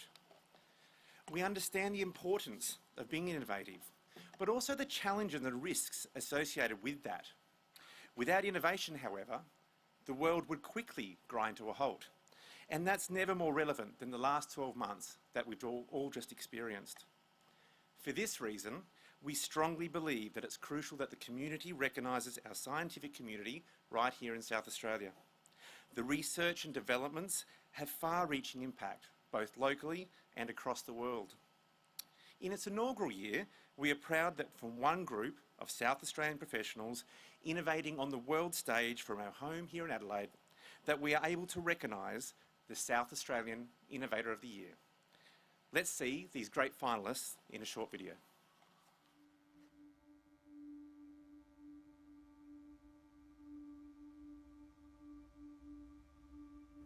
The problem of child abuse and neglect in Australia is an epidemic. 1 in 4 children in South Australia are known to child protection by age 10. That's, in anyone's estimation, a huge problem. And in fact, it's so mind-blowing that we didn't really believe it. And so we have a population of children whose daily lived experience is characterised by a lack of care. These are kids who, for the course of their childhood, that they wake up in the morning not knowing if there's going to be food on the table, if the house is going to be filled with safe or unsafe people. And the impact of that in terms of a child's developing brain is profound. A lot of the kids are born into poverty. So there's a combination of things that need to happen, but one of them is trying to get to the first-time mums, getting dad involved in it, and trying to work your way from cradle to grave. And that way you've got a good chance of changing something in 2 or 3 generations. So our research, one, it's uncovered prevalence. And like anything when you're dealing with an outbreak, as we are in a pandemic, once you understand prevalence, you understand the resources that need to be marshalled together. But what's different about what we did is that we took a child-focused approach. Research in our area had taken a systems-focused approach. It kind of studied what the system did, you know, how many reports are received and whether it investigated them and how many children that led to their removal. We said, oh my goodness, no one's ever taken a child-focused approach to understanding really what the worries are about children. I looked at all 12,000 reports that we reviewed and man, it was tough. It was really, really tough. And what gets us up and going every morning is it's tough looking at these reports, but there's kids living these lives. And if we don't look at those reports, then no one will understand this story of these kids and no one will change what's going on for these kids. The Sapphire clock is an exquisite timepiece. It measures time and frequency more precisely than any other commercial product on the market. Sapphire clock is being exploited in the defence radar called the Jindalee over Verizon radar. The idea is an amazingly complex scientific discovery that was initiated 25 years ago. But the innovation is actually what's happened since then. The great ideas, there's lots of those that start the process. But for us, one of the key milestones was identifying a champion that was very close to customers. That was somebody at the Defence Science and Technology Organisation. So this really gave that focus for the technology. The second was finding people that complemented skills and worked at the boundary between science, engineering, business. So finding those skills for the people that work in the boundaries is key to the translation and the maturity of that technology. So we have plenty of ideas, we have plenty of technologies to translate. So we need to repeat the process of translation that we've done with CryoClock. To really grow to be $1 billion company, which is my dream, we need to find a consumer application of one of our technologies. So at the moment, we're really looking for defence and space applications of our technologies. And, you know, that's going to generate us tens of millions of dollars per year, which sounds like a success story. But my dream is that really I want us to have hundreds of employees. And to do that, it's really going to require that we get our technology out into areas which every person uses every day. So I'm thinking mobile phone networks, for example, would be one space where we're very excited as a company to try and look for opportunities in that area.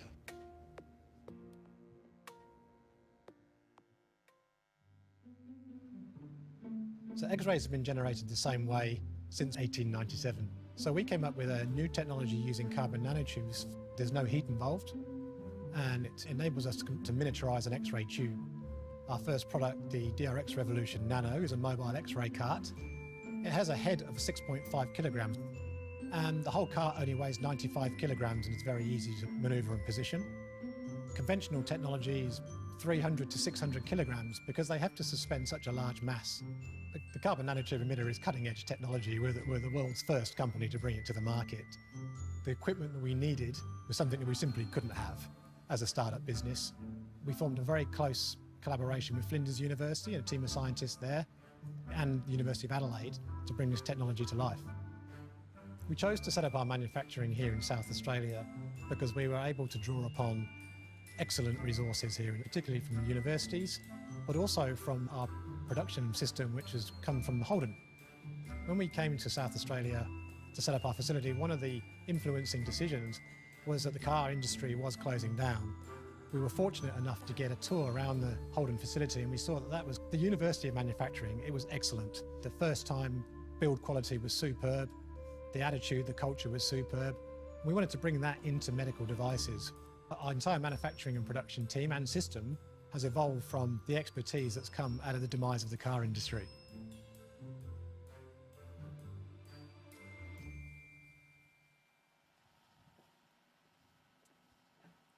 Congratulations to all of the finalists. And the inaugural winner of the Innovator of the Year award is Micro-X Carbon Nanotube Project Team.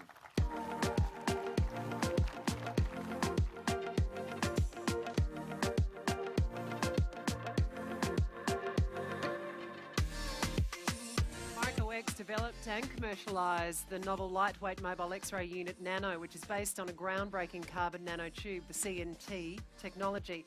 Nano negated the need for heavy cooling systems to be involved in X-ray screens, which resulted in a fully integrated X-ray unit weighing just a fraction of traditional mobile X-ray devices that are currently on the market.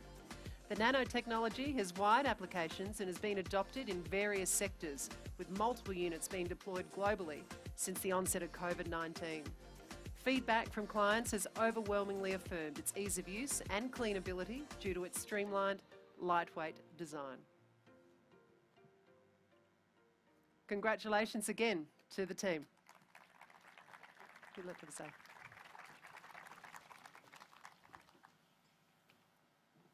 Wow, I wasn't expecting that. That's very cool. Look, I'm really proud to be up here representing the Micro-X team in winning this award. It's a team of engineers, scientists, production operators, all sorts of business people, everybody that's helped bring this idea to life. They've all had a significant contribution. Oh, a bit of a loss of words. I wasn't expecting to win. I'd like to thank the judges for choosing us. The recognition of this technology being a game-changing innovation amongst our scientific community is just so rewarding, and it's deeply humbling. I'd like to thank everybody who's been involved in the Micro-X community, and it's a large one. We've been through some really challenging times, and you've supported us through thick and thin, and mainly because you've believed our story. Micro-X is about seeing things differently. It's about being curious, humble, about listening, imagining, and trying to find a better way. We really believe in the power of a new idea, and above all, we really believe in people. The people that created this technology, some of them here, and the people that use it. In fact, it's the application focus of the team that I think really helped bring this innovation into a commercial success. We've created a culture of empowerment where we encourage people to challenge conventional thinking.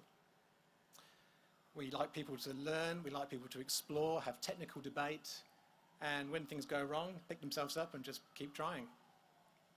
Our team is passionate about this technology. We believe it'll be written into textbooks of the future. We're driven by the fact that this technology will have quite significant benefits to people, saving many lives in healthcare and security markets. It's been a tough journey, there's no doubt about that, but our team has shown amazing tenacity to endure the setbacks. We know we're at the start of a really exciting journey ahead of us, and we're absolutely delighted to win this award. Thank you very much. Congratulations. I love seeing the emotion which belies the passion. We've had emotions, we've had proposals. I love this event more than anything. Congratulations to you all. No one's getting married up here, he's just said. Okay, well, you can, well done. And thank you very much to Ashley and the team from Novatech. Now, Dr. Dasari, what number award are we up to? Dunno? 9. Well, I can tell you this is the final award. We'll go with that. Okay. Hashtag SA Science Awards. All right. I'd like you now, just before we announce the Scientist of the Year, to please welcome Professor Caroline McMillan and Minister Pisoni to present this final award. This is, of course, the 2020 South Australian Scientist of the Year. This award recognises an individual who has demonstrated excellence in any STEM field and has made an outstanding contribution in providing leadership and inspiring others to become involved in science.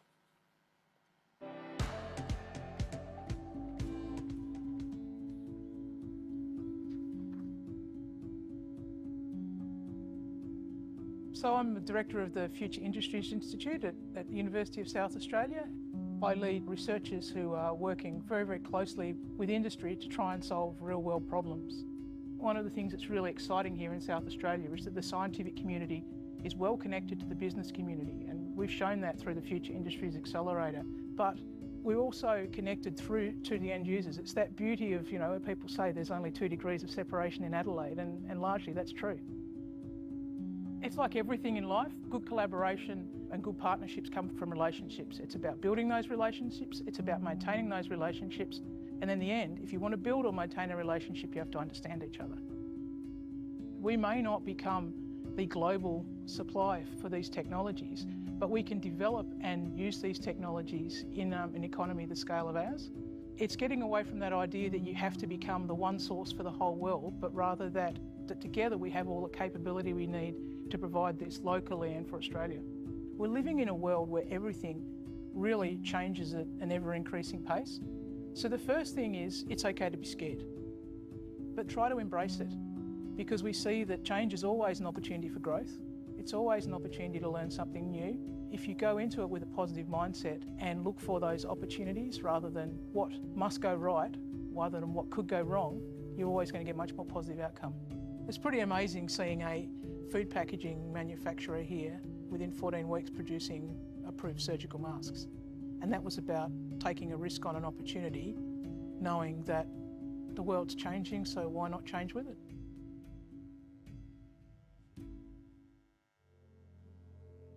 We've been focusing on the challenges of the disease called chronic myeloid leukemia over the last 25 years, and have seen that disease go from one which is universally fatal in the 90s to one where we can get over 80% of patients alive and well at 10 years. The year 1999, we had the availability of the first tyrosine kinase inhibitor, which has transformed our treatment of chronic myeloid leukemia. I find that ideas are the fundamental driver of good science. No idea is a bad idea. I mean, sometimes you have to throw them out eventually, but the exercise of playing with an idea can lead you down avenues that you wouldn't have gone down. Science has come to the stage now where it's extremely exciting to be a scientist, and in my particular perspective, a clinician scientist. The capacity, the technological capacity to interrogate disease is so sophisticated that it provides remarkable avenues towards new therapies. I think when I see a patient with chronic myeloid leukemia and sit down with them for a first discussion, the look of relief on their face when they realise that this is a disease that we understand, that we have effective therapies, and we have a clear plan, makes an enormous difference to how they see the rest of their lives, because they know that the outlook for the vast majority of patients is excellent. Last year was the 10-year anniversary of the establishment of the International CML Foundation, which I co-founded and currently chair. And to recognise that, we decided to have a challenge, and we climbed Mount Kilimanjaro. And in so doing, we raised over $400,000 for the foundation. As a fundraiser this year, I'm climbing the equivalent of Mount Kilimanjaro in the Adelaide Hills. I'll be off after this. The idea of cancer therapy is to eliminate cancer cells without affecting too many normal cells. So this is what really the ultimate aim of people like me, working at the forefront of molecular levels cancer biology. But we also work on many things because we work at the very core of fundamental biology. Without pure research, no medical breakthrough will ever happen. I'll give you a very simple example. So, the reason we were able to test for coronavirus so quickly is because of the test is based on PCR. Polymerase chain reaction is based on the structure of DNA. DNA structure was discovered in 1953. In 1983, the PCR was used to amplify bits of DNA. So the test PCR is based on 30 years of knowledge, which came from fundamental research. Our job is not to glorify personal ambitions. We contribute lots of bits of information which is based on what other people had discovered. I could never say that I have made one great contribution which is going to change the world. I haven't. The cumulative scientific knowledge actually does that, not a single individual. One of the beauty about science is that you don't know what you're going to find. It could be under a microscope, or it could be out in the universe, finding a new planet or a star, or how the stars are born, or a big black hole. The idea of seeing something which nobody has seen before, so, whether you're an explorer or a scientist, we thought it's the same thing. And that's beautiful.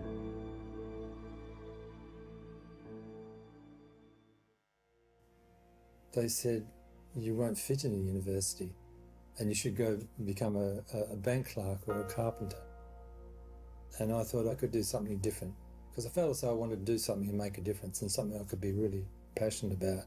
And it was only when I got to university that I realised I think I was pretty good at it. And eventually getting into green chemistry, which is where you say enough's enough, let's not tweak processes to make them cleaner, let's go back and start new technology all over again, so it's not creating the waste. This is about getting the planet onto a sustainable trajectory. So this is the Vortex fluidic device, and I am so proud of this device. It's an invention, that's me, and this technology is, I'm hoping, making the difference. It's where you have a liquid in a tube rapidly rotating, and at certain rotational speeds and certain tilt angles you generate this mechanical energy, and you can harness this mechanical energy in the liquid for all sorts of applications, from materials processing, food processing, applications in medicine and more. Chemists need to get their act together. They need to be doing research that is going to make a difference in terms of sustainability, to do research where you put those issues of minimising the waste and so on into the research. There's no excuse. I'm 70 years of age. I just love doing what I'm doing. Our innovation is such, and our contribution to science is such, that it'd almost be irresponsible to think about winding down. No, you're still on the air. Still on the air. Well, there you go. The finalists for our South Australian Scientist of the Year. And the calibre of those nominations was at an all-time high, so it has made it very, very difficult for the judges to separate between nominations and finalists and the eventual winner. And this year, we have two recipients of the award. So the first winner of the 2020 South Australian Scientist of the Year is Professor Sharad Kumar.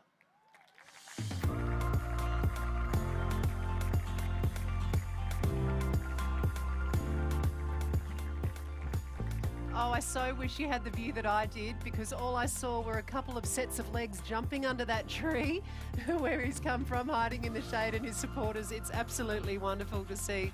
And Professor Kumar AM holds a research professorship of cell biology and a chair of cancer biology at the University of South Australia. He has made pioneering discoveries in biomedical sciences through the study of programmed cell death and cellular maintenance, critical determinants of health and disease.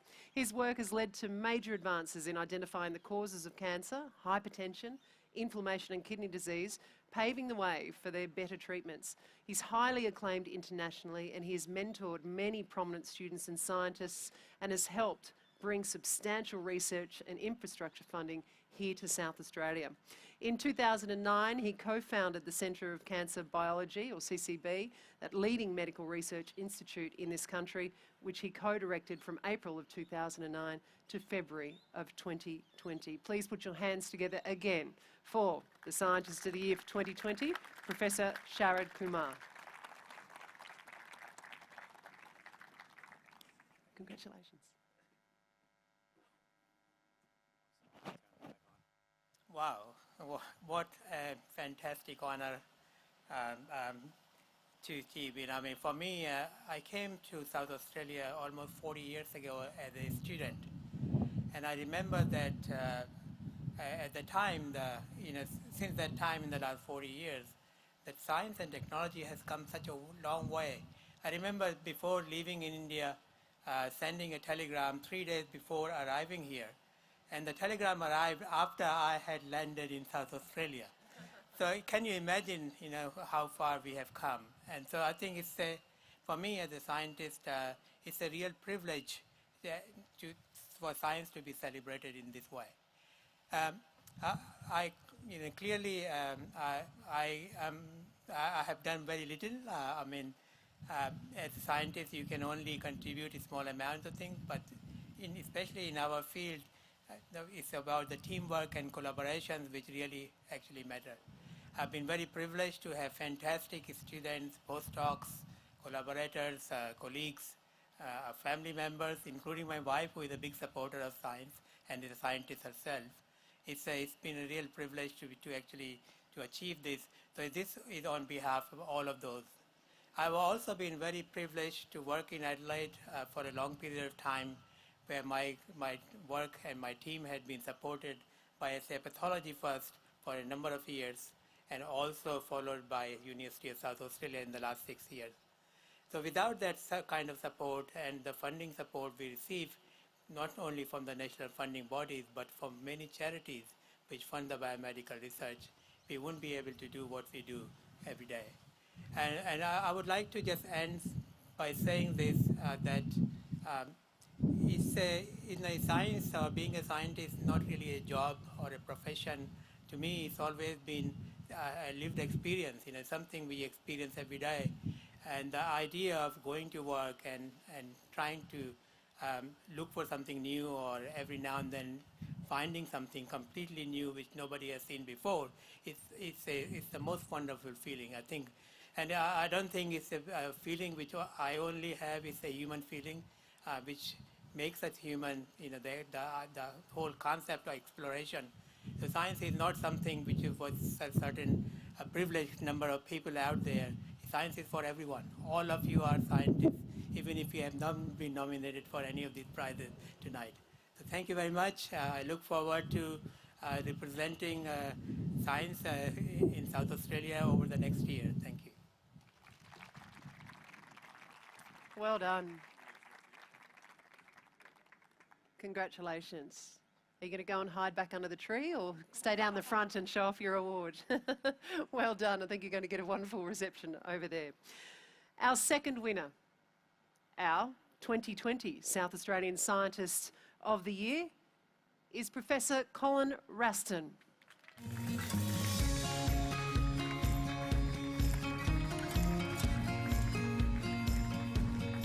Professor Colin Raston AO is a highly recognised and prolific researcher and is South Australian's Premier's Professorial Research Fellow in Clean Technology. He is currently Professor of Clean Technology at Flinders University. Since pioneering Australia's green chemistry movement in the 1990s, he has continued to focus on green chemistry and clean technology, with research aimed at devising environmentally friendly alternatives to toxic chemicals processing. He invented the Vortex fluidic device, which earned international recognition, and the research informs its creation and chemical process resulted in the establishment of a new science. He has commercialised his research, establishing successful spin-off companies in 2D Fluidics and the Hazer Group. They were ASX listed in 2015. In 2016, he was recognised for his outstanding achievement by appointment to the Office of the Order of Australia, and in 2018 he was elected as a Fellow of the Australian Academy of Science. I think it's fair to say that the banking world's loss has absolutely been science's gain. Congratulations. Would you like to say a few words?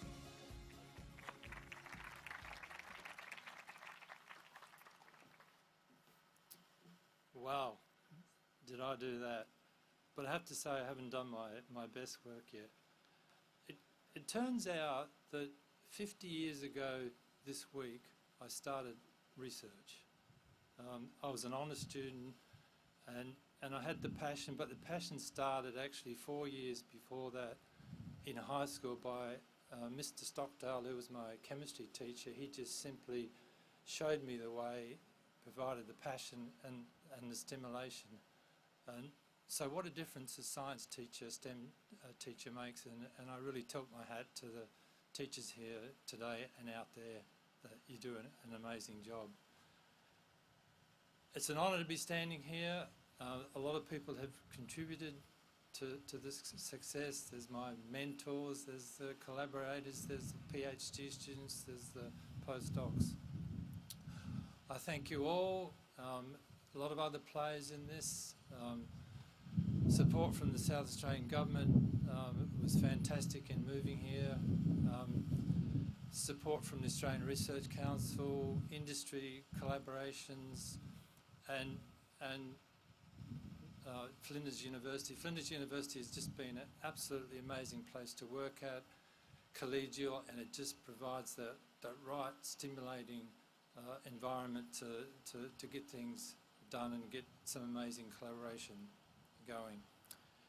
It was 10 years ago, almost to the month, that I came up with the idea of the Vortex fluidic device, and this was actually on a flight from LA to Sydney, where they say if you've got nothing to do on an aeroplane, your IQ could go up 5 points if you choose to use it. And I drew up the plans for the device, and those plans were actually published a few years later, and the rest is well, we're tracking up. I got to hand it to the research group who saw this device as something that could make a difference. There's two members of the research group here today, Dr. Xuan Luo and Dr. Kasturi Villamanantham. To them, thank you very much. To the rest of the research group, current and past, and all my collaborators, I just greatly appreciate you seeing what this device could do, and hopefully we are making a difference. Finally, there's one person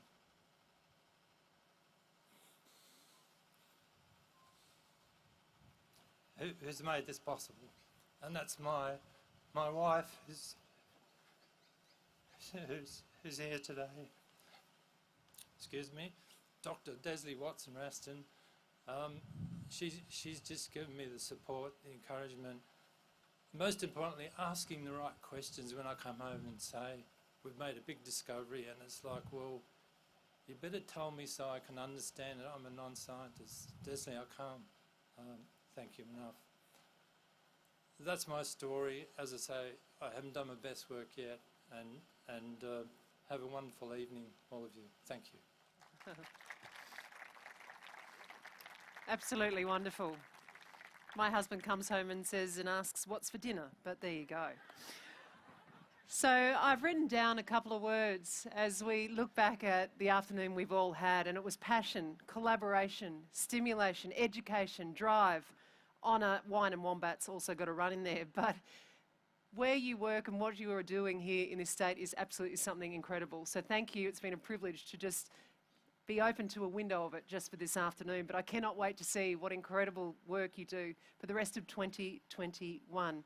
So thank you very much for coming here. We got here eventually. Thank you to everybody watching at home, maybe in lab groups, in boardrooms, wherever you might be. It's been an absolute pleasure. I hope everyone's enjoyed it. I would like to again thank the sponsors who've made this possible, especially our platinum sponsor in Novatec and the gold sponsor in Flinders University. What I will do is just ask all winners to just head over to the side of stage here when I finish speaking, and you can have your photo with Minister Pisoni and Caroline McMillan.